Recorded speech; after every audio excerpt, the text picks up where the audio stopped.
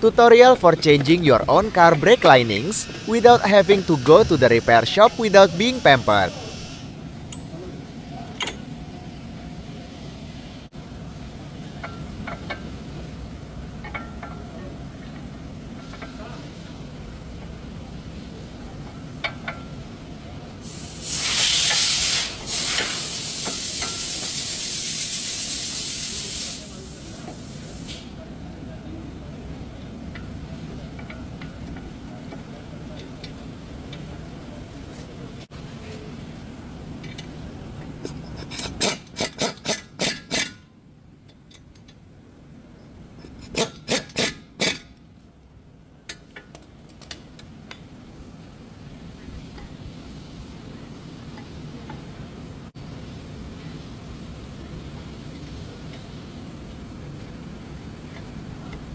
Hopefully it's useful. And don't forget to like and subscribe.